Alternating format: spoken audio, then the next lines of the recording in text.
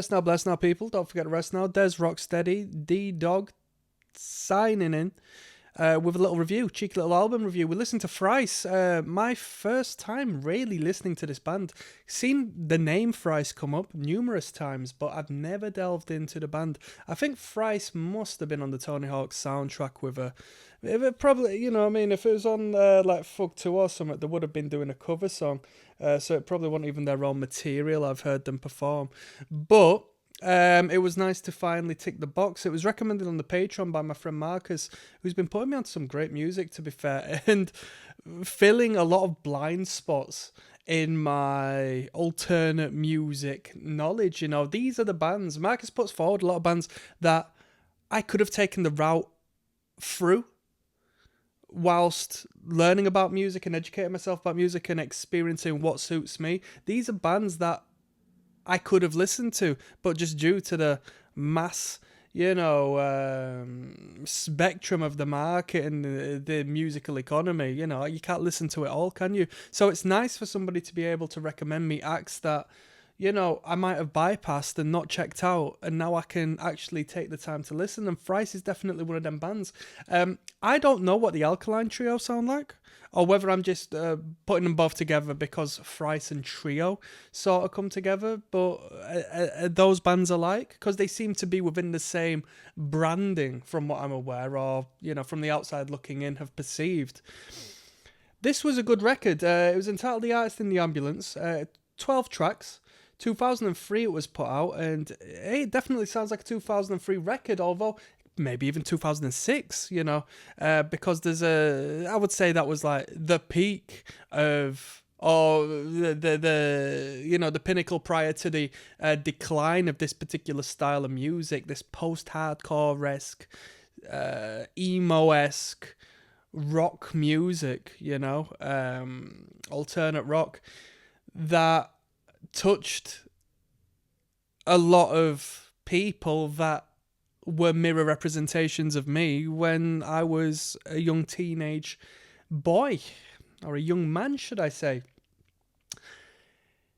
Generally, we are flirting around the 3-minute mark with each and every song, which is perfect. 12 songs, averaging around 3 minutes, 3 minutes 10 per song, is a great amount of content,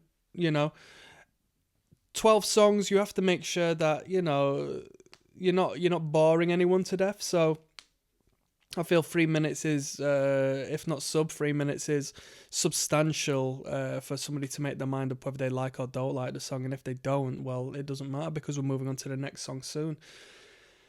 Couple of bangers on here, couple of great showcases of songwriting capability. In particular, All That's Left, I really like the chorus on that one. Stare at the Sun must have been the banger on the record, but I didn't think it was as good as All That's Left. And then, of course, you had the title track, The Artist in the Ambulance. And to be fair, title tracks on albums tend to be a bit shit, don't you think? You would think that you would reserve the title track for, like, the best showcase of what the album is about, but generally it tends to work out quite crap, I find. That's not the case in this one, because The Artist in the Ambulance, the track, is really fantastic on this. Really fantastic. They've gone out of the way to compose a great song, as opposed to jamming out. It's like they've come together and written a fantastic song for that one. So I liked that one. Guitar work was good. Good would be an understatement. The guitar work was great, to be honest with you. The lead guitars were fantastic. Great uplifting sound to the guitars, great licks. The bass line was good. Was it incredibly prominent in the mix? Not necessarily, but there was audio. Sometimes the bass line is just dead, gone, disappeared. You can't hear it. You're like, where the hell is the bass? Even when you try to pay attention. You can hear the bass on this record. The vocal line is good. It's not my type of vocal line. But when he hits a good chorus section, a good melody, it's good. Yeah. What more needs to be said about that? The drumming was good. A couple of powerful fills, but the drummer's job wasn't to show off. The drummer just held it down. Most of the magic, not to disregard the band, but most of the magic of this product is the glitz and the glamour of the pristine sound engineering. Really good sound engineering. When I say glitz and glamour, I don't mean with put a load of cheap shit over it to make it sparkle like pop music fodder. Like, there is a great production to this record, which really suits the sound, really suits the band, really suits the image. And supposedly it was the same guy who engineered Nevermind, of all albums. Jeez. So getting polished off by the right kind of dude. With that being said, I'd rate this album a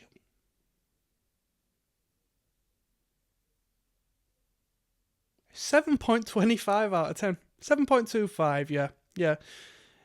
7.25. I don't need to explain myself on that. I'll leave that there. That was a good recommendation. I'm signing out on that one. Peace, people. One love.